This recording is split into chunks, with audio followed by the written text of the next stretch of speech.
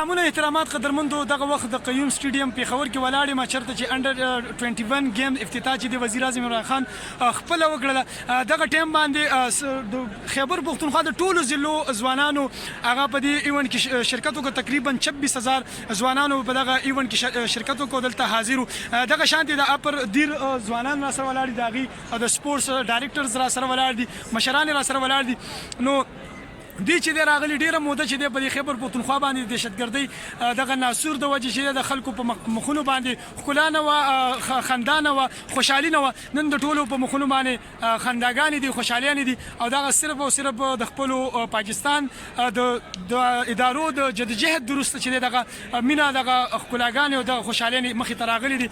نو دغه اخیره کې به یو ناره لګوو د دیر ځوانانو، ټول به جواب ښه په تیزه سره راکوي. سر تاسو پکې څه وایي دغه ایونټ چې کوم ارنج شوي دي دې؟ شکر الحمدلله. خیبر پښتونخوا کې نن تاسو وکاته چې زمونږ د ټولې صوبې نه زموږ ځوانان راغونډ شوي دي. انډر 21 گیمز کې شرکت کړی دی. د دیر اپر ځوانان د هلکان هم راغلي دي، په دې گیم کې شریک شوي دي.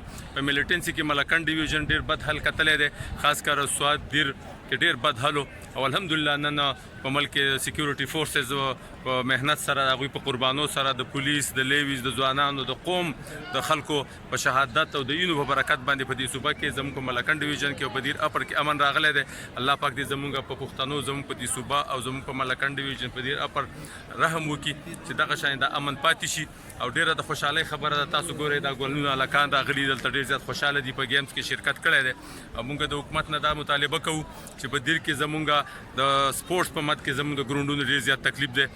زه د دې صوبې مشر زموږ وزیر اعلی صاحب چې څوک د سوات نه دی، هغه ته هم دا درخواست کومه چې موږ له دیر اپر کې زموږ سره یو ګراونډ دی، لرجم کې زموږ برول کې زموږ کوستان کې وشیری کې په ټول ځایونو کې ګراونډ کمی دی. نو که موږ ته زموږ ټیلنټ تاسو ګورئ، شکر الحمدلله په دیر په خلکو کې ټول نه زیات ټیلنټ دی.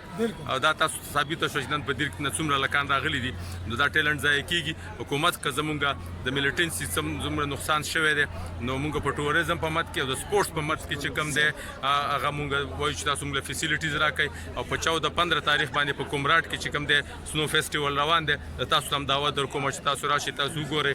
کمراټ د دنیا حسین ترینه خطه ده، او انګریز د هغې باره کې لیکلي دي چې د ټاپ موست سیکرټ اف د ورلډ د بیوټیفل ویلی اف دیر کوهستان. نو خلک دې راشي، کمراټ دی وګوري، سنو فیسټیول دی وګوري. د دیر خلک ډېر مهمان نواز دي، پښتانه دي، په میلمنو مین دي، او فیسیلیټیز نشته. زموږ کورونه د صوبې د پښتنو دپاره حاضر دي. راشئ دیر وګورئ، پښتونخوا وګورئ، کمراټ وګورئ، شاهي وګورئ، لورۍ وګورئ، سیدکۍ وګورئ، چې تاسو نه دنیا هېر شي. ډېره مهرباني. مهرباني. دغه خبرې تاسو واورېدلې، او د دې دغه یو مطالبه وه چې موږ ته دې ګراونډونه آباد کړی شي.